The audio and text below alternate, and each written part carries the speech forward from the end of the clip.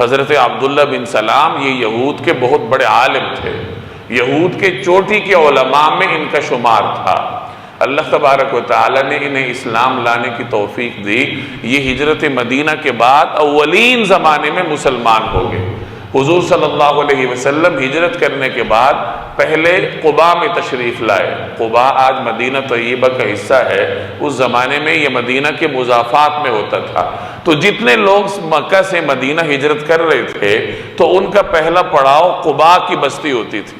صحابہ کرام قباء میں تشریف لاتے، وہاں ایک قبائلی سردار تھے کلثوم بن ہدم رضی اللہ تعالی عنہ، وہ ان صحابہ کرام کی میزبانی فرمایا کرتے تھے۔ تو رسول اللہ صلی اللہ علیہ وسلم جب ہجرت فرما کر مدینہ طیبہ تشریف لے گئے تو پہلے آپ نے قباء میں پڑاؤ ڈالا، وہیں آپ نے اسلام کی پہلی مسجد کی بنیاد بھی رکھی، مسجد قباء کی بنیاد رکھی گئی۔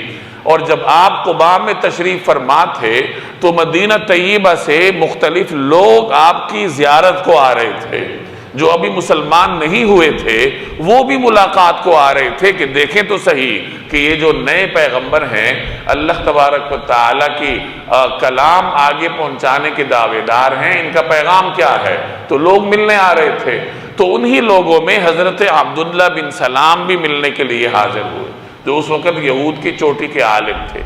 تو حضرت عبداللہ بن سلام خود یہ روایت بیان کرتے ہیں کہ میں رسول اللہ صلی اللہ علیہ وسلم کی خدمت میں حاضر ہوا، اور جیسی ہی میری نگاہ آپ کے چہرے انور پر پڑی تو مجھے یہ یقین ہوا کہ یہ کسی سچے ہی کا چہرہ ہو سکتا ہے۔ چونکہ پروپیگنڈے تھے، یہود پروپیگنڈے کیا کرتے تھے کہ حضور صلی اللہ علیہ وسلم کے بارے میں مختلف قسم کی باتیں انہوں نے اڑائی ہوئی تھی کہ کوئی آپ کے قریب نہ آئے۔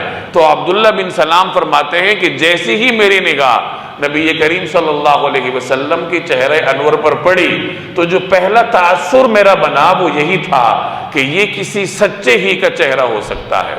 اور جو میں نے پہلا جملہ حضور صلی اللہ علیہ وسلم کی زبان اطہر سے سنا وہ جملہ یہ تھا، ایھا الناس افشوا السلام واطعموا الطعام وصلوا الارحام وصلوا باللیل والناس نیام تدخلوا الجنة بسلام۔ کہ اے لوگو، چونکہ اس وقت آپ کے مخاطب ہر طرح کے لوگ تھے، مسلمان بھی تھے، مشرک بھی تھے، یہود بھی تھے، تو طرز تخاطب آپ نے ایسا اپنایا کہ ہر ایک یہی سمجھے کہ مجھ سے خطاب ہے۔